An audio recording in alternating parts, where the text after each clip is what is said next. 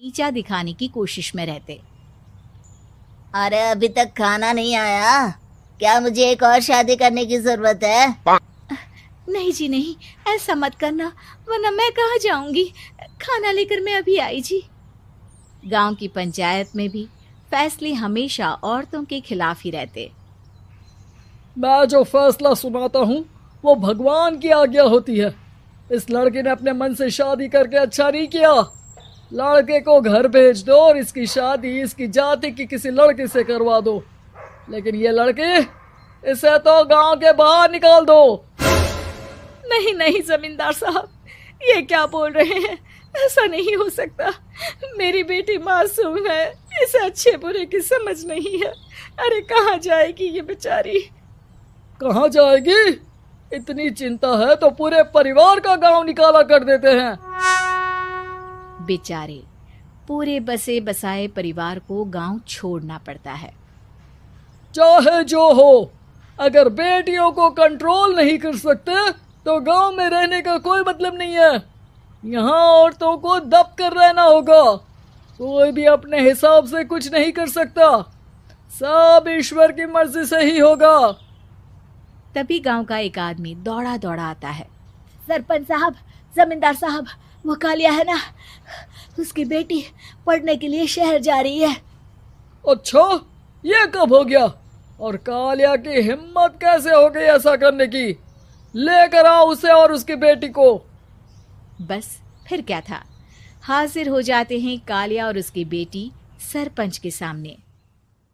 अरे कालिया, ये क्या सुनने में आ रहा है?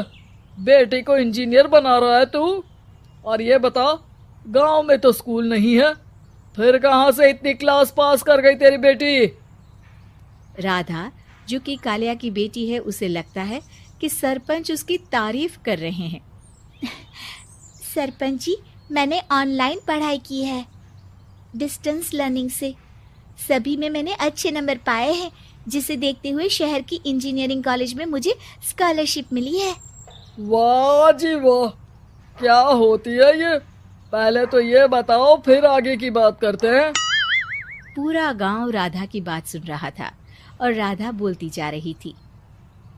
तो ऐसे मैं फ्री में एक अच्छी शिक्षा लेकर गांव में जो कुछ परेशानियां हैं, जैसे बिजली, पानी और इंटरनेट जैसी समस्याओं के लिए काम करूंगी। मैं गांव को शहर से जोड़ने के लिए पुल का निर्माण करवाने का प्रस्ताव रखूंगी। मुझे पूरी उम्मीद है कि जल्द ही हमारा गांव भी तरक्की की राह पर चल पड़ेगा। राधा की बात सुनकर सारे गांव वाले ताली बजाने लगते हैं। सरपंच को समझ नहीं आता कि वो क्या करे।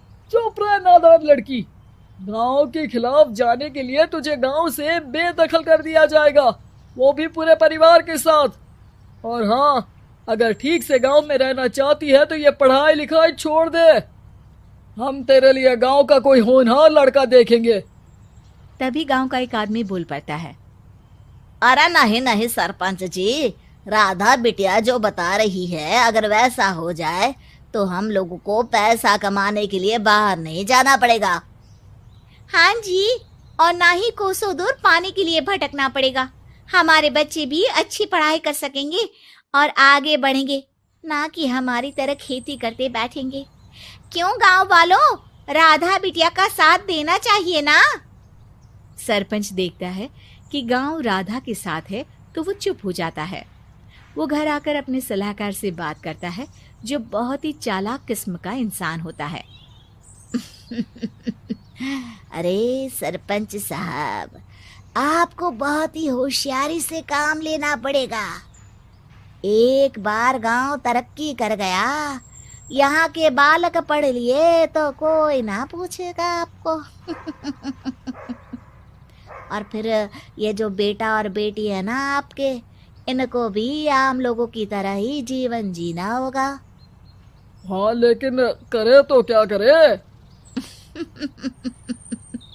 वो ना आप मुझ पर छोड़ दीजिए, बस मैं जैसा बोलूं करते जाइए।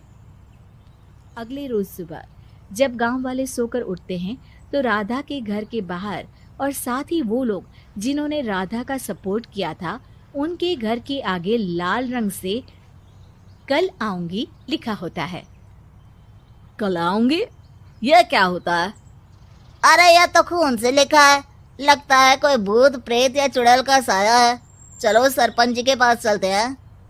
सभी सरपंच के पास जाकर उसे सारी बात बताते हैं। अरे ये तो बड़ी मुश्किल की बात है। चलो मैं एक बाबा को जानता हूँ, उन्हें बुला लेता हूँ। सरपंच बाबा को लेकर गांव के घर के बाहर जाता है। ओहो, तो ये वो चुड़ैल है जो उन लोगों को निशाना बनाते हैं जो गांव को बदलने का सपना देखते हैं। वो गांव को ऐसे ही संपन्न देखना चाहती है। वो नहीं चाहती कि कोई बाहरी यहाँ का कायाकल्प करे। क्या तुम लोगों में से किसी ने गांव को बदलने की सोच रखी है? तभी राधा की माँ रोते रोते आती है। मेरी राधा घर से गायब हो गई है। अरे कोई तो बचाओ, मेरी बच्ची कहाँ गई?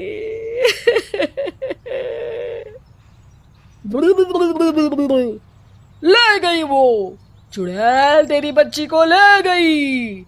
अब वो उसे श्रापित करके छोड़ेगी, उस पर चुड़ैल का साया हो जाएगा। तभी बुरी सी हालत में राधा भी वहां आ जाती है। उसके बाल चुड़ैल की तरह फैले होते हैं और कपड़ों में खून लगा होता है। सभी राधा को देखकर डर जाते हैं। माँ, पता नहीं मुझे कौन उठा कर ले गया था। अरे दूर दूर हो जा चुड़ैल, अब हम लोग इस गांव में नहीं रुकेंगे। अरे कैसी बातें कर रहे हैं आप?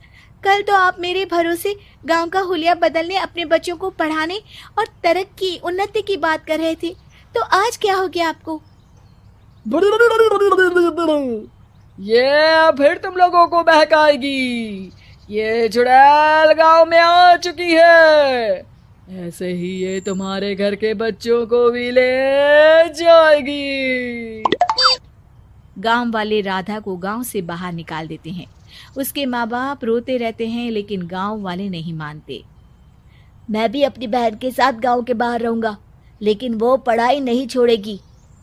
वहीं सरपंच के घर पर सलाहकार कहता है। देखा, सांप भी मर गया और लाठी भी नहीं टूटी।